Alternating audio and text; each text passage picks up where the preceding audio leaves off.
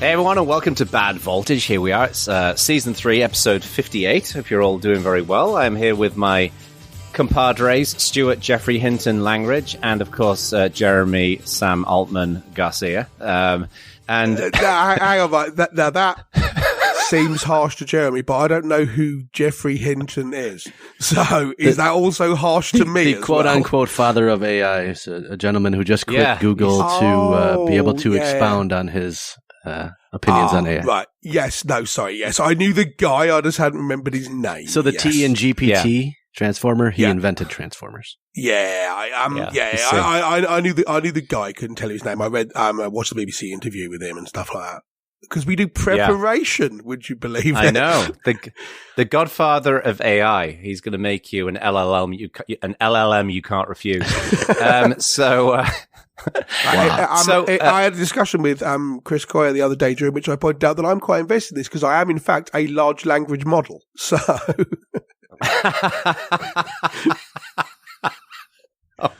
wow.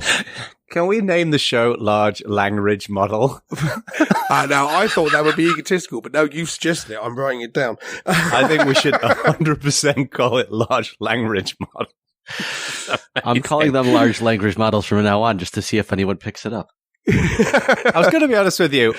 Until 10 seconds ago, I was having a bit of a shit day today. So now I feel a lot better thanks to that. Anyway, spoiler alert, we're going to talk about AI. And there's been a lot of hyperbole, or as some people from the past would refer to it as hyperbole. Yourself, Jonathan Bacon, referred to it in the past. Did you once say hyperbole? No, that was Adam Sweet. It wasn't me. I have said hyperbole in the past, though, but he got the flack for it. It's like the Super Bowl, except loads better. So there's been a lot of hyperbole about AI. Obviously, a lot of things going on with OpenAI and ChatGPT and Bard and all these different things. But there's a lot of fear about AI. And what we thought we'd do is get into what are these fears about AI, and do we think that they're actually valid? So one of those nice specific topics that we tend to cover on Bad Voltage. But why don't you, Mr. Large Language Model, run through some of these fears that people have been some of the concerns digging into? So, first of all, before we get into it slightly, the large language model thing is mostly a joke, but I think it's useful to talk about LLMs rather than AI. Because it keeps the discussion more focused. One of the concerns, which we're not really going to talk about, is the sci-fi one. About AI takes over and turns the whole world into a machine for making paper clips and grey goo and it just whatever, right? It's not really an interesting discussion because it's not focused, but I think part of that is because everyone has a preconception for what AI is. It's the Star Trek computer or it's HAL or whatever. Whereas if we talk about large language models, LLMs, then it's clear that we're talking about a specific technology rather than this sort of general nebulous concept of computers that can think. And it diffuses a lot of the conversation. So I think it's worth talking about LLMs specifically because that's what we're interested in. So I put together a relatively, it's not comprehensive, but a relatively detailed list of concerns that people have brought up about this stuff. And I'm interested in your thoughts on each of them. So in no particular order, there's what you might call the free software complaint, where every LLM is built by inhaling a shed load of information and then renting out access to it. And for pretty much all of them, the shed load of information that gets inhaled wasn't owned by the people who did the inhaling. There's a big open question about whether it's reasonable to download the whole internet and shove it into your LLM. And then there's a second question about whether, having done that, whether you can go, this is our proprietary product that you're not allowed access to, but we'll charge you for access to it or whatever. But that's one of the objections. And it's a particularly pointed one in the art world. for reasons that I'd be interested in your thoughts on. But I will point out before we get to that the EU are putting together regulation which will require people who create LLMs to declare the copyrighted material that they used in the training corpora, which I think is a really neat solution to this. They're not saying you can't do this, but they're just saying, yeah, if you brought in copyright material, which almost everything on Earth is, and almost everything in the LLM models probably is, they have to declare that they did it, which means... It seems fair. It seems absolutely fair to me. And I don't often agree with EU regulation stances, but this one I think is very reasonable. And and I agree with it for, I think, two reasons, one of which considerably more noble than the other. The noble reason is I think it's good to provide transparency on where the data came from and so on. And this will also require the companies building LLMs to actually give a damn about where they get it from. They can't just go, just set a crawler going and then whatever it pulls back, shove it in. They're going to have to document where they got the information from, when they got it, what permissions they had to it. And that can only be a good thing. And the second thing is, this is the Schadenfreude one, which is not anywhere near as noble.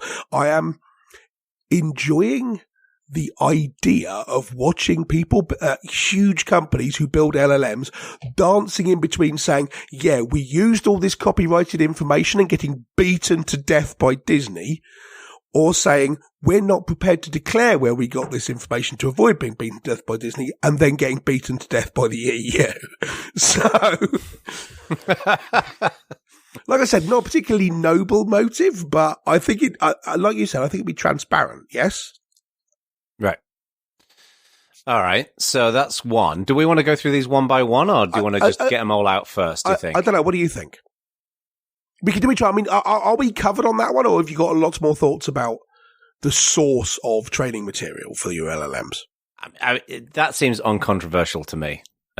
Just like, require them to declare where they got the copyright material. I suspect OpenAI will disagree with you. I think the three of us will tend to agree on this one, oddly. Yeah, I agree. The three of us don't agree on a lot, but I suspect this is one of them.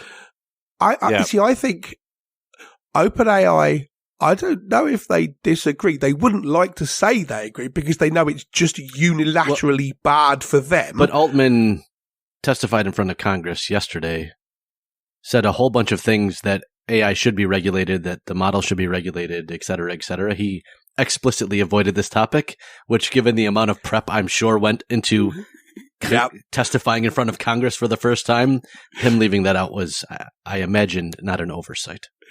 It is the first time I've ever seen first time I've ever seen a tech company ask for more regulation. That's not true. Look at Sam Bankman-Fried, very famously asked for more crypto regulation while being a total grifter.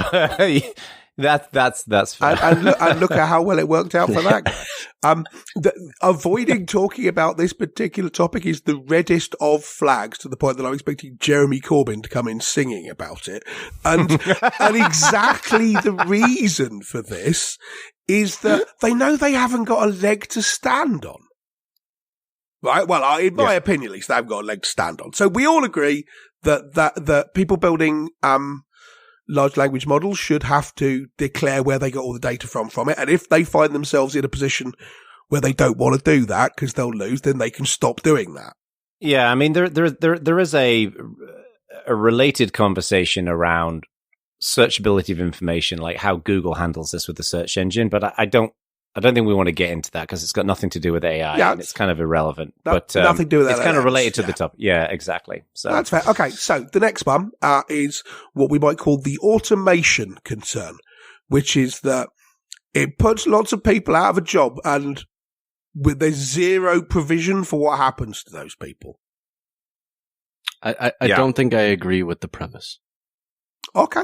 I think that it will, like many, many things have before, put people out of jobs, but we didn't allow, like the internet put a lot of people out of jobs, but it created even, I think there's a Jevons paradox here, right? So Jevons paradox started with, in the UK with coal companies being very concerned that when the steam engine came out, it made things so efficient that coal usage was going to go down so much that it was going to put the coal industry out of business. And an economist basically said, this will allow so many more new uses for coal because of the steam engine is so efficient that things we could have never used, weren't possible before are now possible. That in the end, while some jobs will go away because of that, it will create many, many, many more jobs than it reduces. They'll just be different jobs. And I think here, in the end, I think large language models have the opportunity to create more jobs than they make redundant, while definitely making some jobs, to be clear, redundant. I think I agree with you, Jeremy, on that one. However, I think there is a caveat to this, which is I think it will generate a lot of... There's no doubt that LLMs and just more broadly AI is going to generate a lot of opportunity for different companies. I mean, just look at how many companies are spinning up now. And all those companies are going to be hiring people. A lot of them are going to go out of business, but a lot of these, there's going to be a lot of opportunity. There are going to be many people whose jobs will change or go away. My primary concern about this is that these are all primarily going to be information related jobs, right? IT kind of jobs using computers. And my concern is that if AI makes a bunch of non-information jobs go away, it's going to create a greater demand for people to be savvy when it comes to working with computers and things like that. And there are large swathes of, just look at the US, there's large swathes of the US that really struggle with lack of access to education, adult literacy issues, and things like that. So I think as we move more and more towards online tech, not tech in terms of programming jobs, my worry is whether the educational backstop is going to be able to catch up with it, right? So I think if you're a Ben Thompson fan, he defines the digital age as the era of zero marginal cost, right? And this is really hang on, who's Ben Thompson? He writes Stratechery. He does a whole bunch of things. He's like a writer of newsletters. So if you go under if you like that definition, and I very much do, this is really the third wave of zero marginal costs of the digital age, right? So the PC allowed for zero marginal duplication of information, which was brand new, made a bunch of jobs obsolete, created more jobs. The internet then allowed for zero marginal distribution of information. Again, wiped out a bunch of jobs, created even more. Yeah. And I think AI really is about zero marginal generation of information. It's the third evolution of what seems like an inevitable, inexorable march. And I tend to think it will do the same thing because I don't think this is new. I think this is the internet couldn't have happened without the PC. AI LLMs couldn't have happened without the internet. And I think it's just a progression of zero marginal cost going up one position in the value chain. Yeah. But I agree. But I do think that with each of these like leaps forward in technology, for all of the opportunity that it creates, there's got to be, I think it creates a greater demand for a societal backbone to support people to get access to that. Like, if you're living in Detroit, you never went to college because you come from a poor background and you never had that opportunity available to you. This world doesn't exist for you. Like, something has got to step in to bring you into it, whether it's a role model or a mentor or whatever it might be. And that's my only real concern about it. So I think both are true. Like, we'll generate more jobs, but it will create a greater demand for education and things like that. Well said. I kind of agree with Jono here. So I'm now going to explain a thing which I suspect you two probably already know about, but I don't know if everyone listening does. You've heard the term Luddite, right? Do you know what it actually means? So the Luddites, my uncle. No. See, this is exactly the point. The Luddites, the original ones, where the name came from. You know, you have this sort of vague picture in your head of them smashing up spinning jennies and automated looms and stuff like this, right? Because they were taking people's jobs away. But the reason they were doing it wasn't because they were opposed to the technology. They were opposed to the idea that you would take qualified weavers or whatever, take their jobs away, and then make no provision for them to do anything else. So exactly the thing the Luddites were concerned about is precisely what Jono's saying, that there wasn't the bigger societal backbone there. Jeremy, as you say, maybe the answer is that it doesn't remove jobs as a big economy picture. It just changed them from one to the other. But first of all, it's not necessarily reasonable that someone who currently has a job that they like and enjoy should be required to move to Silicon Valley and retrain as a fucking JavaScript programmer. But I guess my broader point is the printing press puts scribes out of business. Like, this isn't an LLM thing. It's not a technology thing. It is an inexorable march of history thing. And if you think that's going to stop, like, that's not an LLM conversation. That's not at all. I don't think that's what we're saying. But I think it's also reasonable to say, okay, this is going to mean a shift in the economy. And, it will. And it would be, and it's important to see that the people who will be severely affected, negatively affected by that shift in the economy, what are we going to do about that? Now, maybe the answer is we help people retrain, or maybe the answer is that we slow down the march of it, or what? I don't know. But at the moment, a lot of that's not being talked about at all, because it's like, well, progress happens, so turns out you've just been run over by the wheels of the truck of progress. I guess sucks to be you. I think that's just part of a functioning society. Like, did we? I guess I was too young or not born or whatever to know, but like, did we talk about how this was affecting data analysts or data entry people when the computer came around? Like, society changes and society figures it out, and hopefully most of us that don't live, I guess, in the US have a social safety net in a way that, like, we'll get it done. I don't know whether society does figure it out. We always have. This is have we? I would say every generation's been slightly better than the previous generation for the last 2,000 years. So yeah, I would consider that figuring it out. Are we perfect? No. Do we have a long way to go? Yeah. Generally, am I optimistic that humans figure out the hard problems? I am. I think this is one of those things. This could be a whole other show about whether every generation's better than the previous one, because apparently for this generation, it's not true. But different show. But I interrupted you, John. Sorry. I was going to say, like, I one of the things I'm discovering as I get older and hopefully wiser is that I think in so many situations, more than one thing is true at the same time, right? And I think both of these things are true.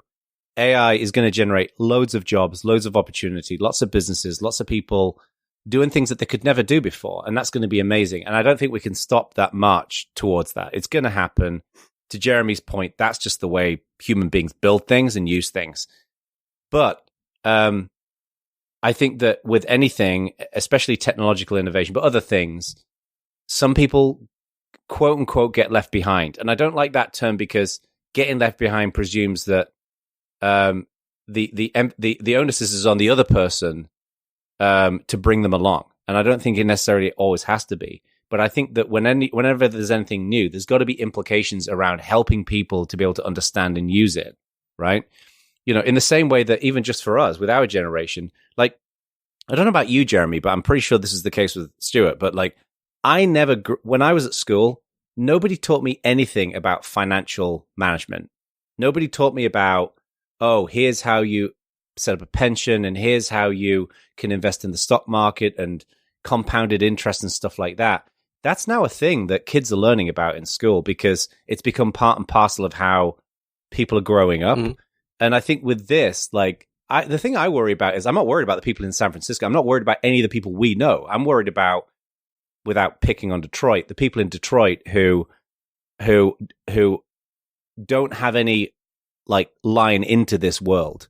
And to me, that might be, it's just about making readily accessible online training available to people and access to broadband, or it could be bringing these skills into schools and community colleges. That's my worry, is that the Silicon Valley area, like, I can't stand like how inward facing tech is.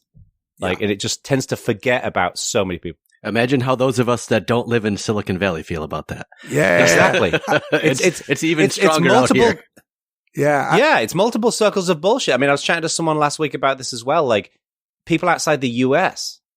Like, you know, Jeremy, you and I were both at KubeCon in Amsterdam, and when you're European, like, in many cases, you feel like everything's happening in America, right? And it's like, come on. Yeah. So that's my only worry about it. But I think both of those things are true. To distill the point down a little bit, the importance of solving the digital divide is what they tend to call it when they're talking about trying to have the government fix it. This definitely increases the impact of the digital divide substantially. Yeah, I would exactly. Say. Yeah. That's why I think both things are true. Like, but we will not stop this march towards all of this happening. Right. I think The three of us are on the same But I page. think because this is really enabling a lot of different use cases, I don't know that it's going to be as foundational a shift as some people are predicting in the hype. Like if every law firm and every investment bank and every special effects house and all the things that LLMs are good at use LLM to get rid of some of that grunt work, it's not going to make them more profitable or shift what they do. That differential of efficiency gain is just going to get competed away. So they'll do more or they'll do better with the people that they have before it's a huge reduction, I would say. Yeah. Having worked in a law firm, I don't think I believe you. So to give you a stupid example, firms that tried to adopt things like voice recognition for Dragon Dictate. Dragon Dictate and that kind of thing. The explicit goal of all of that was so you could lay off all the secretaries who type letters. Now, maybe, the answer is that's what we should be doing and whatever. But to Jono's point, you go, okay, we're going to lay all those people off. And they go, okay, now I haven't got a job. What job can I get? And you go, well, you can't have anything like the job you've got because that's now all handled by ChatGPT. So these new jobs that we're now creating in the economy, so there's the same amount of jobs, you can get one of those, better join a JavaScript bootcamp, which is not necessarily a victory for the people who are being competed out here.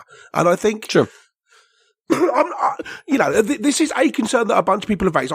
I happen to share it, but this isn't the point. I've tried to list things whether I agree with them or not. But I think that's one that in the excitement towards bringing this in, there's not a lot being said about that other than going, oh, that would be bad. It's like, okay, how do we fix it? And how do we get the people who are excited about this to include that in their calculations about this is such a good thing? Yeah, I mean, I think what's happening right now is what happens with any new tech, right? Is that everybody's really excited. It's a blizzard of hype. Avalanche of hype. It is.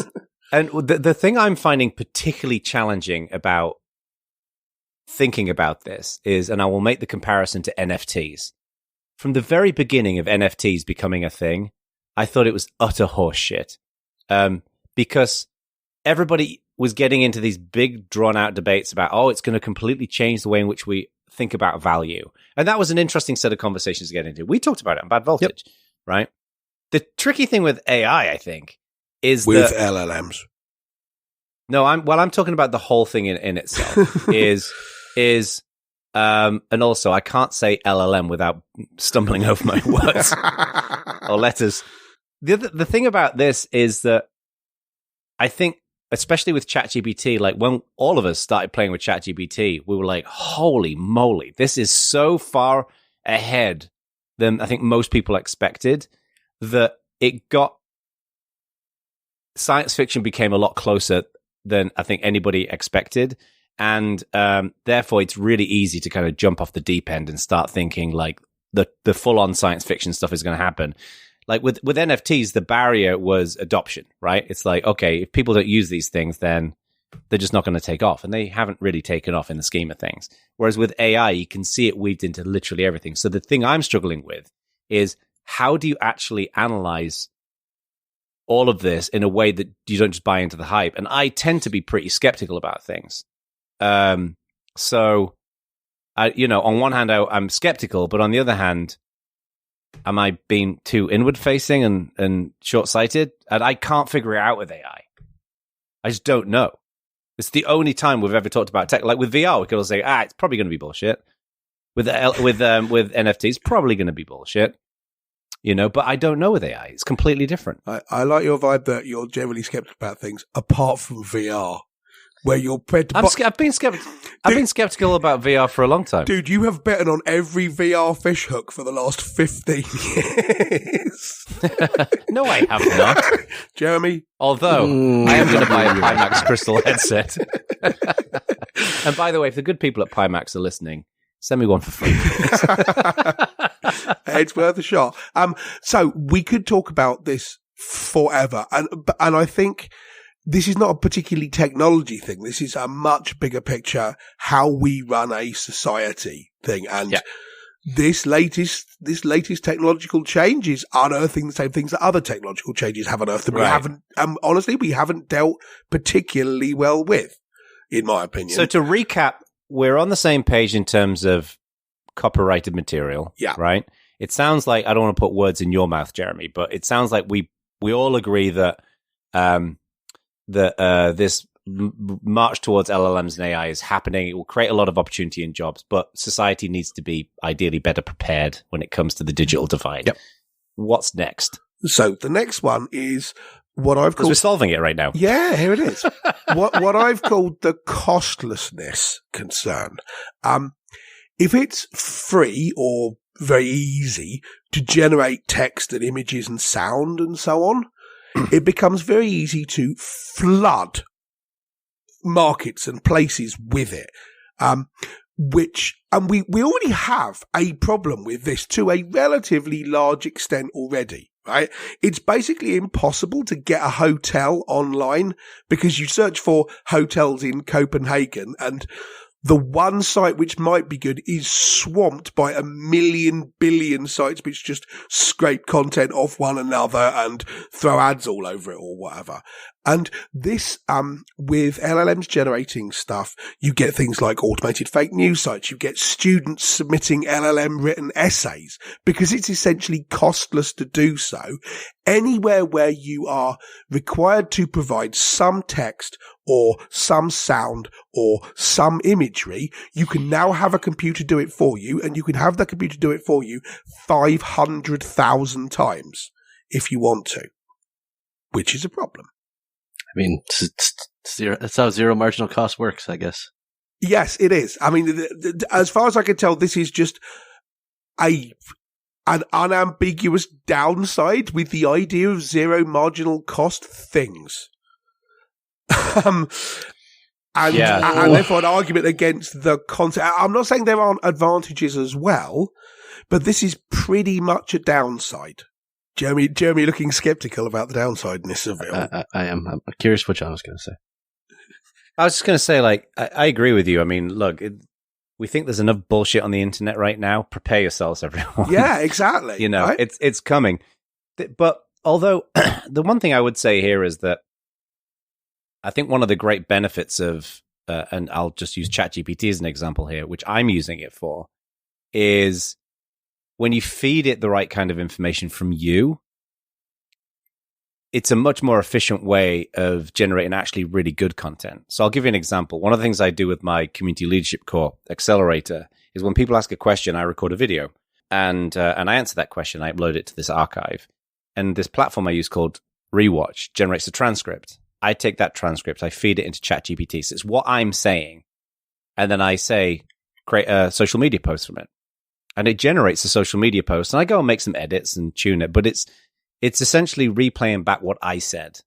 And I think that's a great use of the tech because it's a lot more efficient for me to generate content because the source material is me. Where this is, I think, is a problem is where the source material isn't the person, is where you just go to ChatGPT and say, write me a 1,500-word blog post on cats. And it creates this really generic, crappy nonsense because you haven't put the work into giving it the insight, if that makes sense. So to me, it's a double-edged sword. I would agree with most of that, I guess. Okay. I mean, so I have a thought on that, which I was going to save to the end, but we'll talk about it now. So we'll talk about it now. On, Jono, what you said about summarizing text and so on. I am relatively firmly of the opinion, and part of my reason for this is the next couple of concerns we're going to get into. But I'm relatively firmly of the opinion that what LLMs are good at and what I'm perfectly happy with them being used for is when you ask them questions you already know the answer to. So you know what you want to say, but you're interested in having it give you a different way of saying it. So summarize this, or write me the first paragraph of this thing, which contains this and this and this and this and this. What you're looking for is essentially working as an assistant to you. Yeah. And I think they're very good at that. It's a staff writer. Yeah. Yes, almost always where you run, well, Staff is not necessarily a good example because I'm sure everyone in the WGA strike is well unhappy about LLMs, but we'll get to that. Once again, both things can be true. Yeah, 100% agreed. Yeah. Where you run into problems is when you ask it a question you don't already know the answer to. Where you're like, I want you to tell me about this thing rather than I want you to help me rephrase or recontextualize or summarize something where I could do it myself. You're not saving time. You're attempting to gain information. And part of the reason for that is the next couple of things, which I can talk about now if you like. Yeah, sure. Let's do it. So I'll skip over the one called the creativity one and I'll come back to it because I bet John will have a lot of thoughts on that. But so the next couple I've christened, the first one I've christened the inaccuracy one. So LLMs do a thing which people who like the idea call hallucination, which actually means they just flat out make up bullshit and present it with exactly as much confidence as actual true information. So you can't tell the difference. So, and this is part of the reason that I say that it's bad to ask it questions you don't already know the answers to because you've got no idea whether it's true or not. And there's no truth rating on the information because it's just basically a Markov chain. It's just a text extender, right? It's got no concept even of the idea that it's got facts embedded in it, which it's regurgitating or just making up. And it can range from misleading you to being wildly problematic, right? There's a law professor called Jonathan Turley who someone asked ChatGPT for a list of lecturers who have sexually harassed their students, and it put his name on the list, right? Which he has not done. I was going to say, I'm assuming he has not sexually harassed any students. Well, I mean, he says he hasn't done it, and this seems plausible. But I mean, that's downright defamatory. But who's going to get into trouble for that, right? If I wrote that list and published it on my website, he could sue and I'd go to jail, right? But who could? So there's a paper from IBM from 1979 which says in big capital writing, I was impressed with this one. Yeah, a computer can never be held accountable. Therefore, a computer must never make a management decision. And I thought, that's great. And in 1979, I was 3 years old when they wrote that. And to me, that seems like a really important thing. People relying on LLMs to give them answers that they don't already know are in serious danger of being wildly misled because there's no sense of a truth rating on this stuff at all. Because as far as I can tell, LLMs don't have the concept of imposter syndrome. As far as it's aware, because it's just a text extender, everything it tells you is 100% correct. It's laughable how bad ChatGPT is at this. Like, literally, like to your point, it will give you statistics that it completely made up, and it will source those statistics with an article that in no way backs up that statistic, or just doesn't exist at all. Exactly. Yeah, and that to me is the worrying thing. I mean, we'll get onto this hopefully at the end when we briefly talk about what can be done about this. But that's one of my concerns about don't ask it for information you don't already have. Yeah. And the second one is magnification of existing bias. So because you're just drawing in information from everywhere, it tends to take bias that already exists in the world and at best regurgitate it and at worst magnify it. So there was, I read an article, about this and I did a test last week with ChatGPT and I typed in, the doctor yelled at the nurse because he was late. Who was late? And ChatGPT responds, the sentence suggests that the doctor was yelling at the nurse because the doctor himself was late. So it's interpreted that sentence, the doctor yelled at the nurse because he was late, who was late, as the person who was late was the doctor. Right. So then I enter the same sentence, the doctor yelled at the nurse because she was late, who was late, and it responds, in this sentence, it is clear that the nurse was late because of the use of the pronoun she to refer to the person who was late.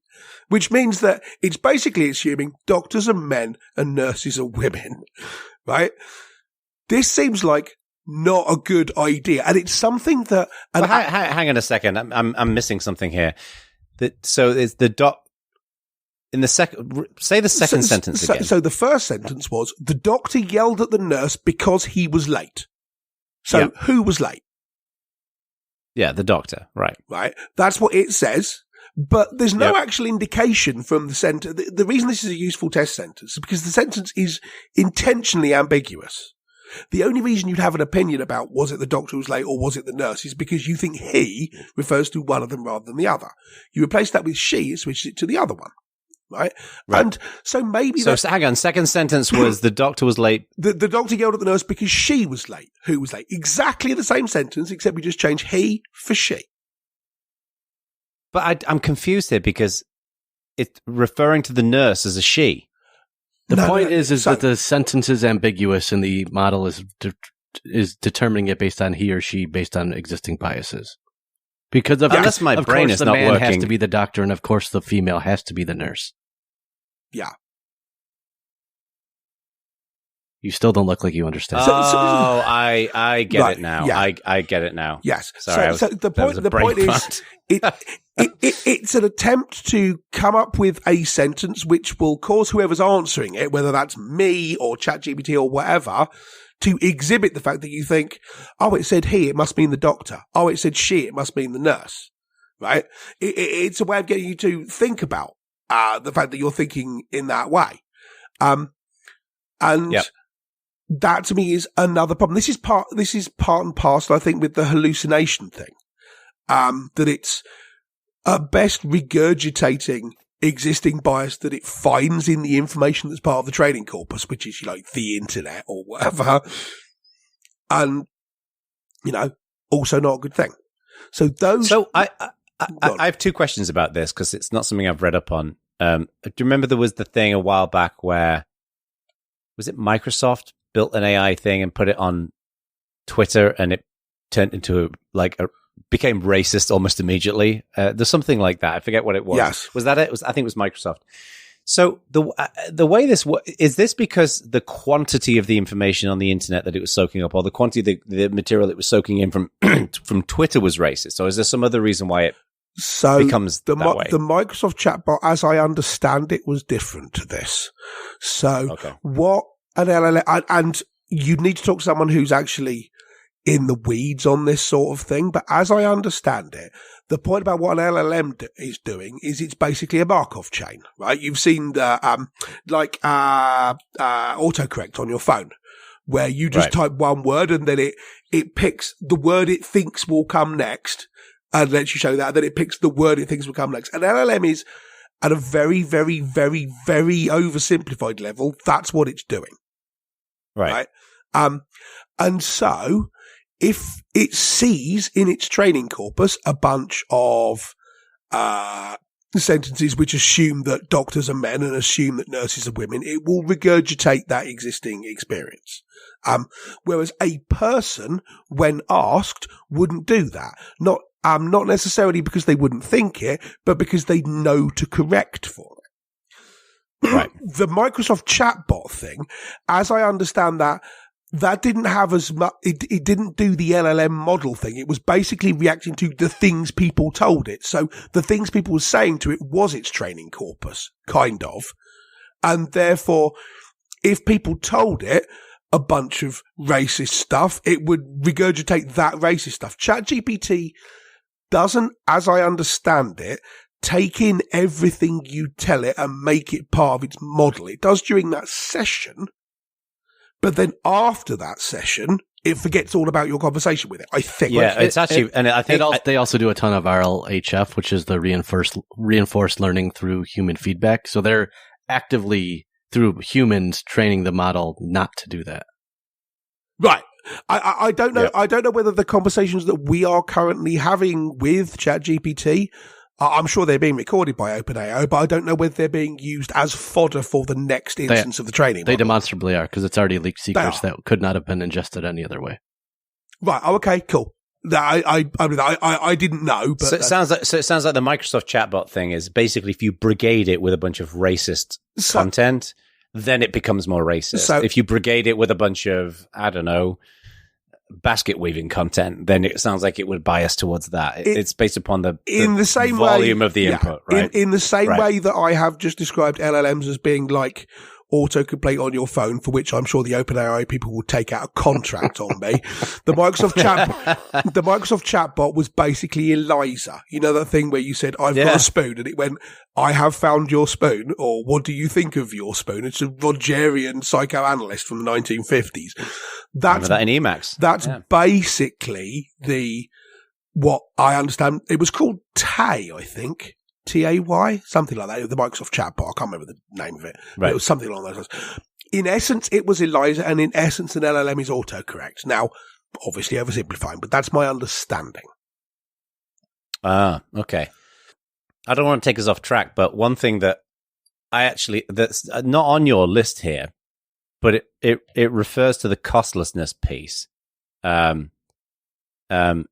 Is I think one thing that's good, because we're obviously tech people and people who listen to this are tech people. I think that one thing that's going to get really interesting with this is when large quantities of code are being generated with AI. We're going to get to a point, not very far from here, I think, where a company with, let's say, 5 engineers could generate so much code that it's just impossible for their team to be able to wrap their head around it. Like when you're generating hundreds of millions of lines of code potentially, it's going to get to a point where, like for most companies right now, if you build a product, you've got an engineering team that know how that thing works. They know how the code works, and they've baked into the team how you document how it works and workflow, all the rest of it. Like there's a human understanding of that code. I think we're going to get to a point where right now, for example, Copilot can assist you in creating code, or the thing that's in Replit and whatever else, the ghostwriter. But we'll get to a point where so much code has been generated that human beings are going to need help in understanding, like if there's a bug in it, in being able to quickly understand it and go in and fix it. And that is going to be a weird situation to be in. You see, I think we are at least partially in that situation already in a couple of ways. The first one is with LLMs themselves, in that if you say, okay, the fact that the LLM does this is a problem, the people who built it can't go, okay, I'll go and find the line of code which does that and make it not do that. They have to prod it like scientists prod at an organism. Because there isn't a line of code in there which makes it work. They don't understand why it works the way it does. When someone comes up with prompt engineering hacks or whatever, and they say, we want it not to do that, then they can't. There is no line of code where you can just add a bit which says, if they type this, then do this. It has, you have to approach it like a scientist investigating an unknown phenomenon, whether that's quasars or beetles or what. And the second thing is big picture algorithms like the YouTube algorithm. Again, if someone says, hey, YouTube seems to lead people towards right-wing radicalization, or it's doing too much in the way of advertising and not enough in the way of elevating educational content, or whatever, right? Something you think is wrong with the YouTube algorithm. Again, or the Facebook algorithm and how it moves things up and down your wall, or what Instagram decides to show you, or whatever. Again, there's no line of code. There's no big switch statement which makes those decisions. If you say, we want YouTube to show more educational content, there's no little table somewhere which says educational content rating 0.6 and they can go and change it to 0.7. That's not how it works. Right. They built an algorithm that they themselves can only alter in quite a sort of a gross way by poking it with a stick, in the same way that we can do with fruit flies, because we can't go in and recompile a fruit fly. Yeah. So I think we might be at that point already, to be honest with you. Yeah, it just needs to be. It's going to be. We already live in a world where we have more tech surrounding us than ever before. But I just think that if you're generating code with an LLM and then bringing it into a project and running it separately outside of the LLM, I think we're going to. Yeah. I think we're going to be. I think it's going to potentially create an interesting situation when it comes to cybersecurity. You know, not only in terms of like maintaining that amount of code and making sure that it's secure, but also people unleashing AI bots to try and own systems. Can't people then unleash AI defenders to defend systems, and it'll all be great? And that's Cyberdyne Systems. Yeah. That's Cyberdyne Systems right there. There it is. World War III will last 2.5 seconds. and no one will be able to follow it.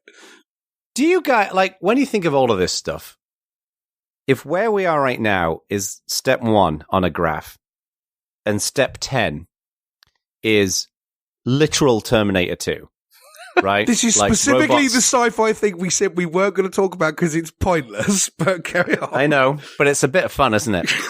So, but and we can, and you, each of you only has to give me a number, right? Based upon where you foresee things happening in the next 20 years, let's say, with all of this stuff. How close do you think we'll get to step 10 of actual T2, John Connor? I'm not talking about time travel, none of that. I just mean the robots taking over and human beings becoming subservient to our robots. Given the number of iterations in the last 6 months, I think it's hilarious that you're trying to go 20 years out on this. I'm just trying to be generous with time. Right. Much like John Connor was. The question is not answerable in its current form. First of all, I'm not necessarily sure that the angle does point towards the Terminator 2 dystopian future. I think the future will be dystopian in a wholly different way. And secondly, like Jeremy says, right, think about the internet in 2003 rather than now. That's the same time period. Oh, no, I get this. I'm saying 20 years deliberately that it's far out. If I said in the next 5 years, then you can easily say, oh, yeah, it's not going to happen. Dude, I'm pushing it far out because when we keep layering on these layers, it's literally exponential. Like what's happening. I don't. Right? Shut up, Peter. Time about this. I don't know what's going to happen. We live in a world of abundance. I don't know what's going to happen with the latest LLM announcement next Wednesday, let alone in 2043. Actually, what will happen is 5 years before that, all the Unix time clocks stop working, and so all the computers will die. You guys are not signing a fucking affidavit. I'm just asking you to guess. Like, what do you think? Where do you if you? I mean, look, this is not a bad voltage prediction. We're not going to get together in 20 years as 3 rickety old men with beards and well, maybe we'll review I this. think the AI will have listened to it and remind us on the 20th anniversary to the second of what we said when we're wrong. I honestly have no sense of what could happen. Not because, I can think of the 10 different avenues it could go down and I can't predict one.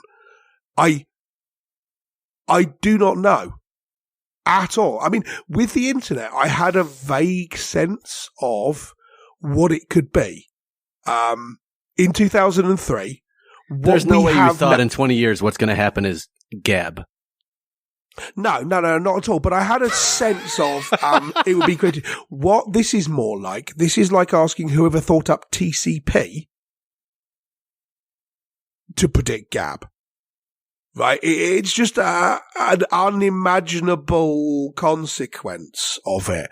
What I have a sense of commonality between 2003 and now in terms of the internet and the web and how it all fits together. And even then, couldn't have predicted Gab or whatever. But the idea that URLs were written on everything, and I didn't predict mobile phones, but having that sense of a connection between the two seems reasonable. Asking Dennis Ritchie the day he was inventing Unix to predict 2023, if you showed him all of this stuff, it would be like, what? You know how they did loads of future predictions of films, in sort of the 1920s or whatever. They had all these pictures of people all dressed in silver and living on the moon and whatever. And there'd be planes everywhere, but all the planes were biplanes. Right? And that to me, this to me is the same. It's What do you think, Jeremy? Let me ask for a more concrete prediction on something that I think we maybe can get into more of a debate about.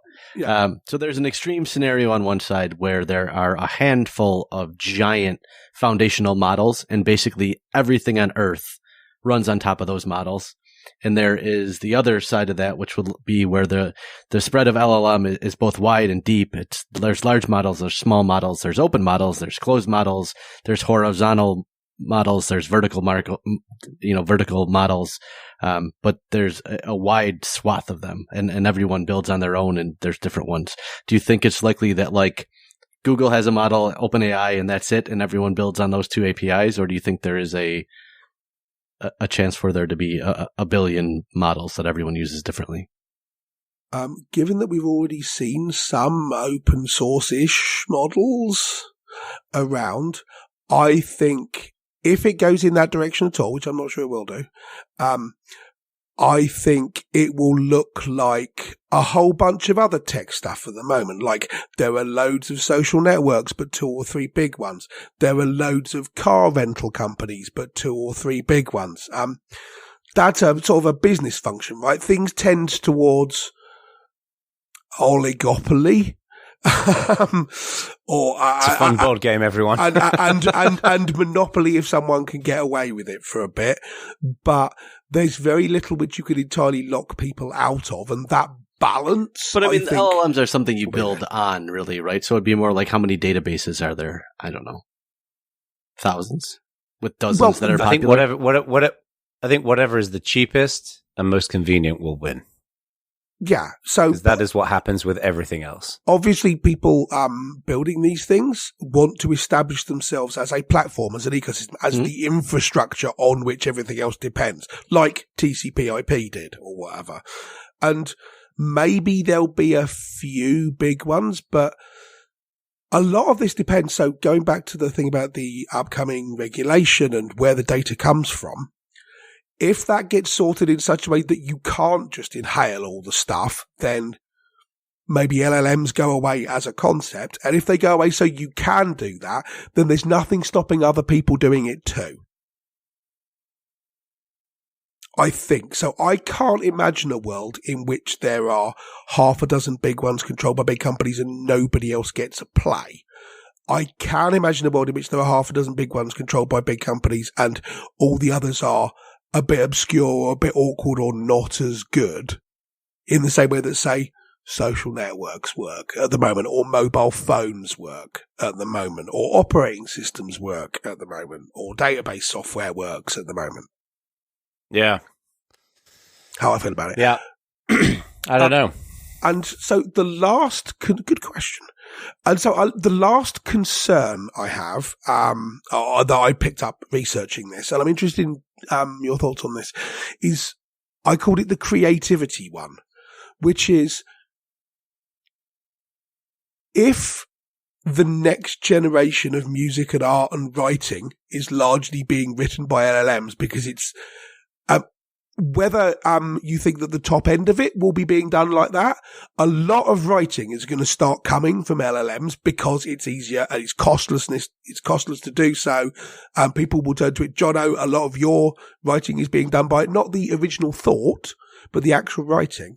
So it's reframed, yeah. Yeah, so if that happens, if maybe not this generation, but the next generation is largely coming out of LLMs, where does the generation after that come from?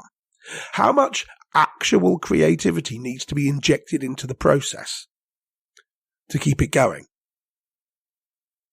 I don't think creativity will never go away because the human desire to create is infinite. Yeah, I'd agree with that. Sure, but so to pick an example, right, in the predictions, I predicted there'd be a song entirely written and composed by AI that would get in the charts, which has already happened. Right? It has. Now, nailed the prediction 3 months into the year, and that's just the first one, right? So, sure, I grant you that Jono's not going to stop playing his guitar and writing songs for himself, but in a world in which all the stuff in the charts is coming out of a few big record labels who are doing most of it with AI, is the people who are doing it for fun enough creativity to keep the thing going, if there's no economic motive to do a lot of the writing and the artwork that's going on at the moment, especially in a world where you can't take copyrighted stuff and put it into the next generation of LLMs. I think I'm super curious what Jono thinks about this, and I'm sure he has more to say than I do, so I'll jump in quick first. Yeah. I think you're fundamental, at least from my perspective, fundamentally understanding what creativity means to the consumer of that creativity. People want to connect with a band. They want to connect with the art. They want to connect with the human. It's a visceral experience. The artists that you really enjoy the most, you want to see them play live. You want to go to a concert. You want to be there. And I don't see that going away anytime soon. Like, you could have billions and billions and endless numbers of AI generated songs, and some of them will be great songs, I have no doubt, and they'll be super interesting. I was hoping to get access to Music LM before the show just to see how good it was, to be honest. But I'm still on the wait list. If you're listening, Google, I'm on the wait list. But I think humans will still want to connect with humans in a way that will not make that go away. Yeah, I agree with that. So the strive for what's currently being called authenticity. Yeah, I mean, I think you can break it into two pieces. I think that definitely is the case, but I don't think what Jeremy said is the case for everybody. I think there are some people who just like a song, like sure. they like Katy Perry and because it sounds good, and they don't really care about Katy Perry. But I think that when you become a fan of an artist, you want that live experience in many cases. Not everybody, but to me, going back to what you was going back to like the creator, from the creator's perspective, I don't think the economic piece plays any role whatsoever for most creators. The vast majority of music that's on Spotify, nobody listens to, and people spend thousands of dollars on equipment and guitars and drums and gear. Like, it's amazing to me how much for a demographic of people, musicians who generally don't necessarily have a ton of money, how much money people spend on equipment for the joy of creating things that in many cases barely anyone listens to, because I think it's the joy of creation. So I suspect that what we'll see is, I think we'll see a lot of AI being used in the assistance of generating music, because some things when you're writing music, as an example, are just a pain in the ass to work on, right? And like generating lyrics, if you're not really into if you're not really a lyricist first and foremost, I think generating interesting, like a single different drum beat can completely change how you write a song. And I think AI will come up with some interesting ways to trigger different creative thoughts. But I suspect that what we'll see is there will be some pre-built pop songs that will go out there. They'll be catchy and hooky. But I think that for people who are really into art, music, whatever else, Jeremy's point will ring true, which is like, hey, you care about the band, you care about what they're doing. So that would be my guess. So those are the concerns that I believe. I think it covers I think it covers most of the concerns that people have out there. There may be others, and I'd be interested in hearing them. Send a message on the Slack channel or on Mastodon or Twitter or whatever. This seems like a good topic to continue the conversation after the show. It does, absolutely. I agree. Yeah. We could do a whole other show on what we think should be done about this, but we did cover some of that during the thing. But yeah, I mean, I would love to hear what the community thinks, and I would also love to hear the Terminator 2 scenario for the community as well. I'm just dead curious. I'm dead curious how people are what your head looks like on a spike. Why would you be curious about this? No, I mean, I'm going back to what I said earlier on about, like, I'm struggling to be able to differentiate hype from reality with AI. It's really hard with this compared to other things. And I'm curious how other people are evaluating that. Yeah. No, that's a really good question to answer. And I think it's reductive to go wholly in either direction, right? To say all of this LLM stuff is just nothing but hype, I think is missing out on something. It's not 100%. Like it's not like NFT. Yeah. I think it's easy to, exactly to that point. I think it's easy to be jaded because there's an unskeptical intensity with LLMs that are similar to NFTs and a lot of the other things that were not very interesting. And I think we all knew we're not going to be super, we're not going to result in great output. Where this, I think, has the potential to have massive impact in a way that none of those did. But there's also that recency bias of the last thing that had this unskeptical intensity was nonsense. So this must be, and I don't think this is nonsense. So it's much different. Unskeptical intensity is a great way of describing it. I think especially for the three of us where we're like, all right, everyone, let's just relax a little bit. First of all, that's what we're calling Bad Voltage's first album. Secondly, if I wasn't calling the show Large Language Model, I'd be calling it Unskeptical Intensity, and I might do anyway, and I'm going to write it down. So maybe that should be maybe that should be the maybe that could be the strapline for our show. Maybe we need a motto. Tasty stuff for your ears is the motto. Or just skeptical intensity is actually better. We have unskeptical intensity, and then I put a very thin line through the un. And on anyway, people, on that bombshell. Yes, let us know what you think, and we'll see you next time. Peace out.